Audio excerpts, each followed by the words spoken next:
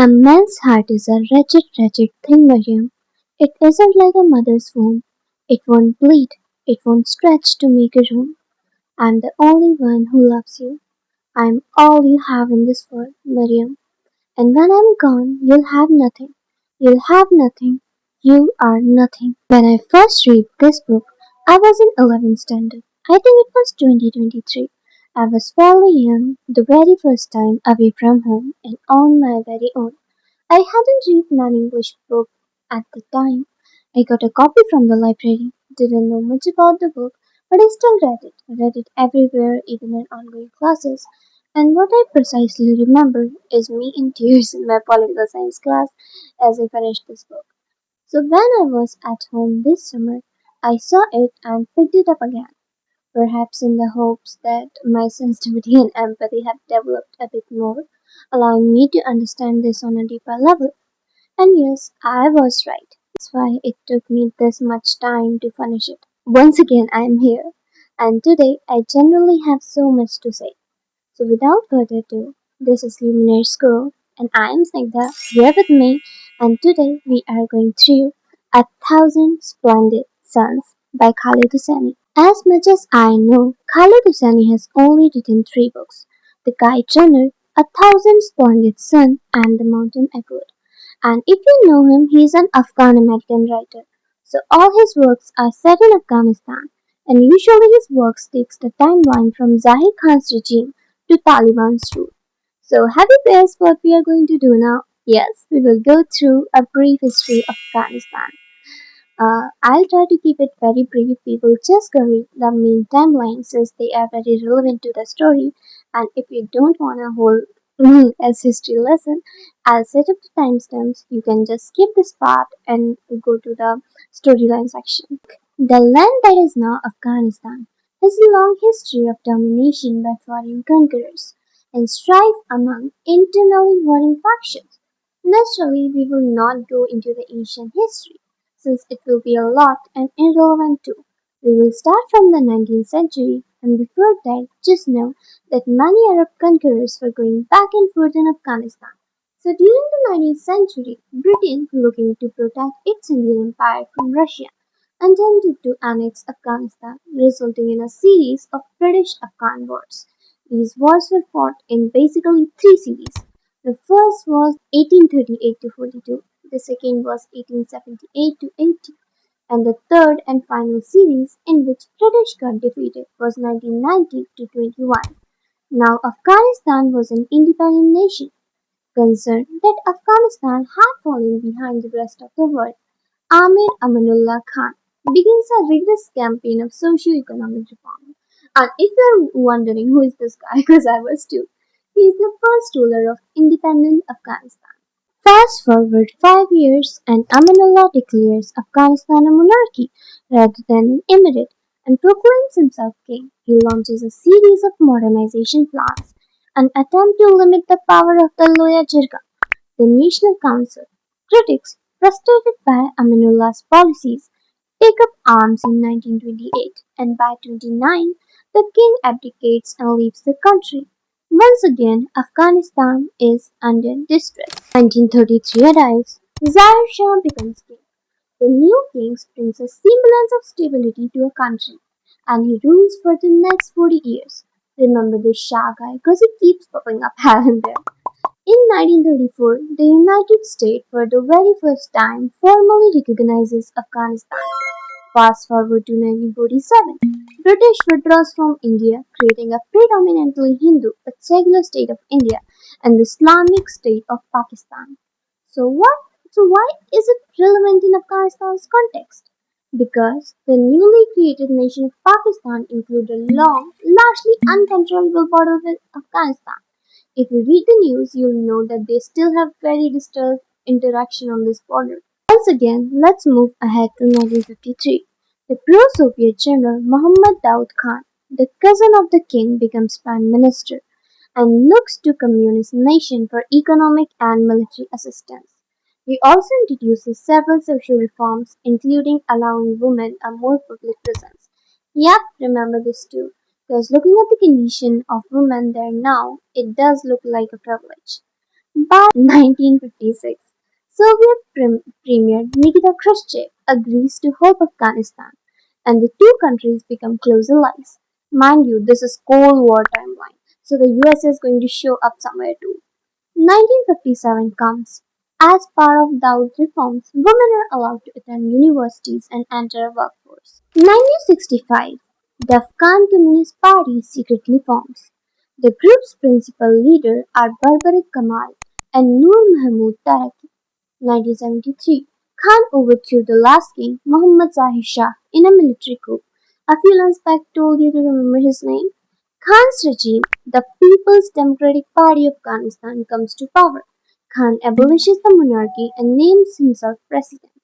The Republic of Afghanistan is established with firm ties to the USSR. From 1975 to 77, Khan proposes a new constitution that grants women rights and works to modernize the largely communist state. He also cracks down on opponents, forcing many suspects of not supporting Khan out of the government. But only a year later, in 1978, Khan is killed in a communist coup. Nur Mahmud Taraki, one of the founding members of the Afghan Communist Party, takes control of the country as president, and Barbaric Kamal is named deputy prime minister. They proclaimed independence from Soviet influence and declared their party to be based on Islamic principles, Afghan nationalism, and socio-economic justice. Taraki signs a friendship treaty with the Soviet Union, but a rivalry between Taraki and Hafizullah, another influential communist leader, Hafizullah Amin, leads to fighting between the two sides. At the same time, conservative Islamic and ethnic leaders who objected to social changes introduced by Khan began an armed revolt in the countryside. In June, the Mujahideen is created to battle the Soviet-backed government. 1979, my foreshadowing came true. American Ambassador Adolph Dukes is killed. The United States cuts off assistance to Afghanistan. Told you all these guys are going to be somewhere. A power struggle between Taraki and Deputy Prime Minister Hafizullah Amin begins. Taraki is killed on September 14 in a confrontation with Amin's supporters.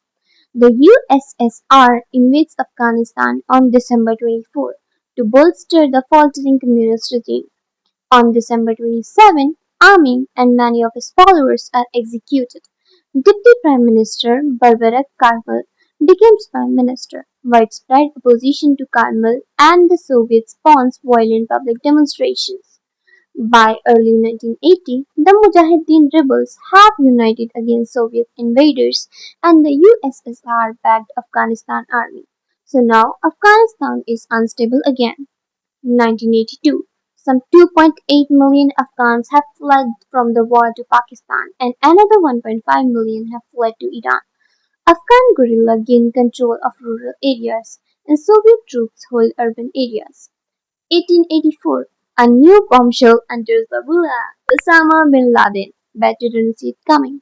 Although he claims to have traveled to Afghanistan immediately after the Soviet invasion, Saudi Islamist Osama bin Laden makes his first documented trip to Afghanistan to aid anti-Soviet fighters.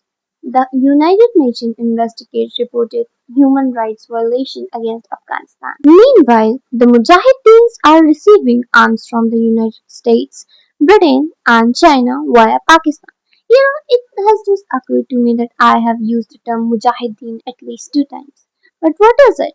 Mujahideen, if we are working with very simple terminology, we can define them as Islamic guerrilla groups. Moving ahead, in September 1988, Osama bin Laden and 15 other Islamists from the group Al Qaeda are the base to continue their jihad or holy war against the Soviets and others who they say oppose their goal of a pure nation governed by Islam. With the belief that the Soviets' faltering war in Afghanistan was directly attributable to their fighting, they claimed victory in their first battle, but also began to shift their focus to America, saying that the remaining superpower is the main obstacle to the establishment of a state based on Islam. In 1989, the US, Pakistan, Afghanistan, and the Soviet Union signed peace accords in Geneva. guaranteeing Afghan independence and the withdrawal of 10 lakh Soviet troops. Following Soviet withdrawal, the Mujahideen continued their resistance against the Soviet-backed regime of Communist President Dr. Muhammad Najibullah, who had been elected president of the puppet Soviet state in 1986. Afghan guerrilla named Sibatullah Mujahideen as head of their exiled government. In 1992, the Mujahideen and other rebel groups, with the aid of turncoat government troops, stormed the capital Kabul and ousted Najibullah from power. Ahmad Shah Massoud, legendary guerrilla leader, leads the troops into the capital. The United Nations offers protection to Najibullah. The Mujahideen, a group already beginning to fracture as warlords, fight over the future of Afghanistan, form a largely Islamic state with Professor Burhanuddin Rabbani as president. In 1992, the Mujahideen and other rebel groups, with the turncoat government troops, stormed the capital Kabul and ousted Najibullah from power. Ahmad Shah Massoud, legendary guerrilla leader, leads the troop into the capital. United Nations offer protection to Najibullah. The Mujahideen, a group already beginning to fracture as warlords, fight over the future of Afghanistan, form a largely Islamic state with Professor Burhanuddin Rabbani as president. And at last in 1995, a newly formed Islamic militia, the Taliban, rises to power and promises of peace. Most Afghans, exhausted by years of drought, famine, and war, approve of the Taliban for upholding traditional Islamic values. The Taliban outlaw cultivation of poppins for the opium trades, crack down on crime, and curtail the education and employment of women. Women are required to be fully veiled and are not allowed outside alone. Islamic law is enforced via public execution and amputation. The United States refuses to recognize the authority of Taliban. 1997, the Taliban publicly executes Najibullah. Ethnic groups in the north under Massoud's Northern Alliance and the south, aided in part by Hamid Karzai, continue to battle the Taliban for control of the country. Gonna stop here, of course. There is more. Like in 2001 after 9/11, US intervenes with Taliban's rule and the Taliban was forced to flee southward towards Kandahar. But the USA did what the USA did best. On July 2021, the US leaved Bagram airfield without telling the base's new Afghan commander. The Afghanistan government collapses as the Taliban takes over Kabul. So here's where we are going to end our history lesson. And about the storyline, I'll once again try to be as vague as I can because this is one of those books I like everyone to read. The book centers around two women, Miriam and Laila. Both have their own agonies, their own losses, their own griefs. But as they stay, love grows in most unexpected places. Miriam was an illegitimate child. Her mother was a maid in her father's house, who already had three other wives. After Miriam was born, she, in a way, became a living evidence of her father's infidelity. A bastard child, or dare I say, haram. She realized very late that whatever her mother said about her father was always right. But once again, it was too late. Her mother was gone, and what was left was a body hanging beneath a tree. Since Miriam was never welcome to her father's house, she was married off to a man named Rashid in his 40s, widowed once, and Miriam was only 15. She moved away with a man she barely knew to somewhere far away from a place she had always called home. She moved to Kabul with Rashid. Over the years, by the time Miriam is in her 20s, she already had 7 miscarriages, and Rashid was getting more and more abusive. Unlike Miriam, Laila had a very supportive home. Her father is very adamant about her studies. She has a childhood friend too, very dear one, Tariq. But as usual, fate has its own cruel game. During a bombing in 1992, her whole family got killed. But guess who rescued Laila from the wreckage? Rashid. He rescued her and brought her to his home and placed her under Miriam's care. In the disguise of taking care of her, the man had his own sinister plan. Laila, who was barely 17 or 18 at the time, made to marry Rashid. And from here, the fate of Mariam and Laila intertwined. I'll not spoil the story anymore because once again I want you to read the book yourself. Coming to the end, you may have already guessed. Yep, the Taliban is still in Afghanistan. And who's having it worst? Correct, the women. The education, having a career, holding a job, a bank account, these are far cry for them. Their women are, in a way, cease to exist. They can't go outside without the company of any male relative. There are no medical facilities because, of course, there are no lady doctors. They are not allowed to travel. Women's passports there have a high probability of getting rejected. Forget all this, they are not even allowed to talk to each other. A cat has more freedom than the women there. If you have rights today doesn't mean that you'll have rights tomorrow. Makes sense, right? Especially as a woman, it hits me very hard that somewhere in the world something like this is happening. And we are going through our lives. But once again, we have two active genocides going on in Palestine and Congo, but we couldn't care less.